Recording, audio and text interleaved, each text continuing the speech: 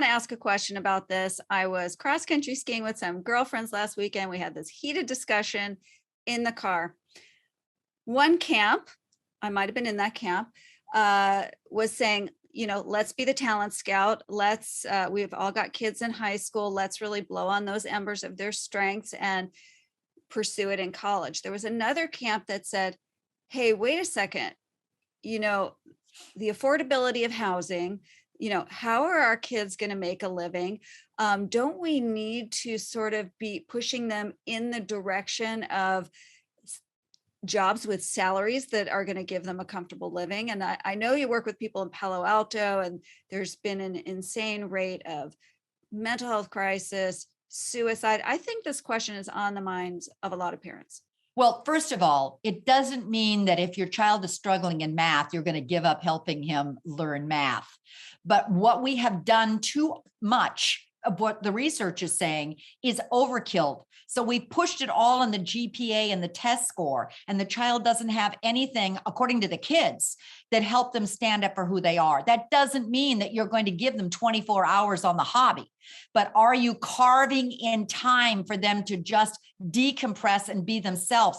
Here's another thing that's fascinating. Our most immensely gifted and talented kids, this is University of Chicago, they tracked them and they found that by the age of 13, they give up their talent. Why? That's the most immensely talented kids, because they don't have enough time to carve in time to use it. So I think all of parenting is a balance.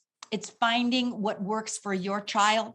Take a moment and look at the calendar. We carve so much stuff in. Is there one little thing you can give up, just that half an hour, so that that child has a sense of who I am? If you asked him, what do you love? I was talking to groups of children. Natalie, incredible kid, very gifted and talented kid. I said, what do you do to decompress? She said, I figured it out. It's Mozart. I said, Mozart, how'd you get into Mozart? She said, by fluke. My mom started playing around with music during the pandemic. And I figured that finally, wow, whatever this guy is, he's really helping me. So I loaded my iPad with Mozart. And it's just amazing what happens. It's my one thing that when I get uppity, I just decompress with Mozart.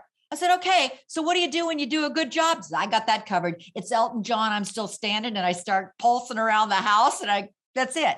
Some kids, it's books. Some kids, it's guitar, but it's finding that passion. And let's go back to your parents and their concern. We want them to thrive, don't we? But the fascinating thing is, do you know that the number one time our kids are most likely to drop out of school their entire life? End of freshman year, first semester of college. They get there. Now, this is pre-pandemic. They get there. And what Ivy League is telling us is they don't have the coping skills. They don't have the ways to decompress, nor do they know how to belong and connect with others. And then came the pandemic. So they leave. If you really want to find the right school for your kid, all the research is saying, yeah, take them to the schools, let them walk around. But your key question is, do you see yourself here? Is this a place where it would build you up? Because that's what's going to support your child.